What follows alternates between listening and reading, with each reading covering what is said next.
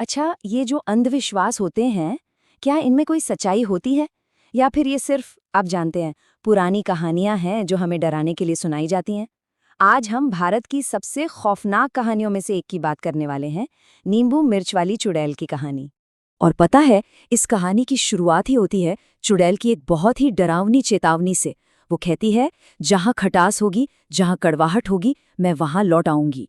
मतलब ये शब्द ही अपने आप में एक तरह का इशारा है कि आगे क्या कुछ भयानक होने वाला है। ये कहानी हमें सोचने पर मजबूर कर देती है कि जब हम पुरानी परंपराओं को, पुरानी मान्यताओं को चुनौती देते हैं, तो होता क्या है?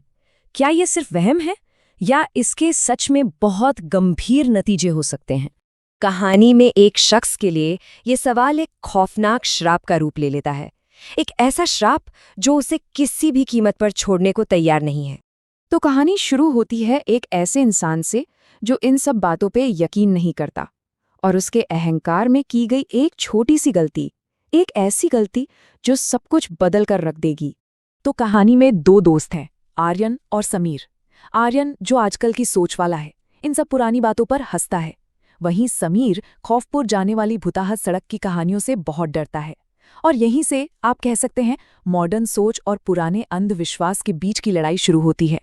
इस पूरी कहानी का सेंटर पॉइंट है नींबू मिर्ची, एक नींबू और 7 मिर्च से बना हुआ एक तावीज़।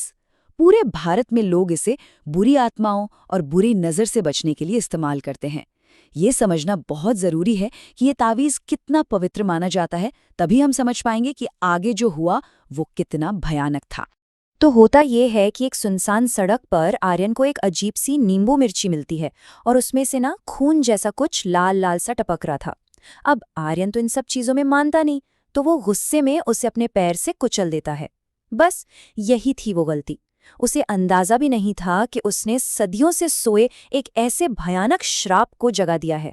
और अब कहानी का अगला अध्याय शुरू होता है, आर्यन की इस एक हरकत का खौफनाक नतीजा। जैसे ही वो अपने पुश्तैनी घर में कदम रखते हैं, उन्हें सड़न की एक अजीब सी भयानक गंध आती है। वहां का बूढ़ा रखवाला उन्हें चेतावनी देता है, उसने तुम्हें देख लिया है। आर्यन इसे एक बूढ़े आदमी की बकवास कहकर टाल देता है। लेकिन फिर उन्हें समीर मिलता है, छत से उल्टा लटका हुआ। उसकी आंखें पूरी सफेद और मुंह में नींबू ठूसे हुए थे। श्राप अपना पहला शिकार ले चुका था। और फिर एक भयानक आवाज गूंजती है जो अपना इरादा बिल्कुल साफ कर देती है। तूने मेरी बंदिश तोड़ी, मेरा सुरक्षा घेरा तोड़ा, अब तू मेरा बनेगा। मतलब बुराई ने अब अपना चेहरा और आवाज दोनों दिखा दिए थे।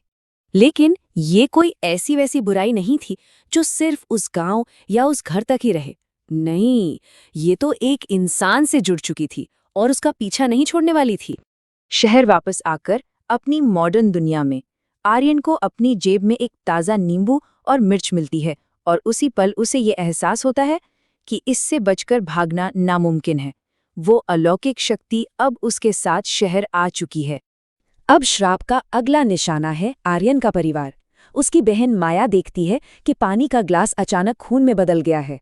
पूरा घर जलती हुई मिर्चों की तेज गंध से भर जाता है। और फिर वो उसे देखती है, चुड़ैल का कटा हुआ सिर छत से लटक रहा है, और दीवार पर खून से एक भयानक संदेश लिखा जाता है, 7 दिन। वक्त तेजी से निकल रहा था। आर्यन और माया मदद के लिए बेताब थे। उन्हें जल्द ही पता चलता है कि हर श्राप के अपने कुछ नियम होते हैं, और उसे तोड़ने के लिए एक बहुत बड़ी कीमत चुकानी पड़ती है। एक अघोरी बाबा चुड़ैल की दर्दनाक कहानी बताते हैं। बहुत साल पहले एक बेगुनाह औरत पर डायन होने का झूठा इल्जाम लगाकर गांव वालों ने उसे मार दिया था। अपनी आखिरी सांस लेते हुए उसने एक नींबू और 7 मिर्च का इस्तेमाल करके एक श्राप दिया। उसकी आत्मा एक नींबू मिर्च के पेड़ से बंधी हुई है, और उसका श्राप आज भी जिंदा है। इस श्राप को तोड़ने का सिर्फ एक ही रास्ता था, एक खतरनाक अनुष्ठान। आर्यन को ठीक उसी जगह पर वापस जाना होगा जहां से सब कुछ शुरू हुआ था। उसे 7 नए तावीज़ बनाने होंगे और हर एक को अपने खून से पवित्र करना होगा। इस दौरान उसे चुड़ैल के भयानक हमलों को सहना होगा, और एक आखिरी सबसे जरूरी नियम, चाहे कुछ भी हो जाए, पीछे मुड़कर नहीं देखना है। और अब हम आते हैं कहानी के क्लाइमैक्स पर, वो आखिरी टकराव और उसके बाद की वो चौंकाने वाली घटनाएं जिसने सब कुछ बदल दिया। आर्यन जैसे तैसे वो अनुष्ठान पूरा कर लेता है और चुड़ैल आग की लपटों में घिर जाती है। उसकी चीखें रात में गूंजती हैं और फिर खामोशी। ऐसा लगता है कि बुराई खत्म हो गई, लेकिन क्या सच में? 3 महीने बीत जाते हैं और कुछ बहुत ही ज्यादा गड़बड़ है। आर्यन अब पहले जैसा नहीं रहा। वो धूप से बचता है और कच्ची मिर्चें कैंडी की तरह खाता है। और ये तो सिर्फ शुरुआत थी। और फिर वो खौफनाक सच्चाई सामने आती है। आर्यन एक दोहरी अजीब सी आवाज में बोलता है, जलन तो उसे हुई थी, मुझे तो अब बस स्वाद आ रहा है। चुड़ैल ने उसके शरीर पर कब्जा कर लिया था। आखिर में एक हताश कोशिश में माया और एक पुजारी आर्यन का सामना करते हैं।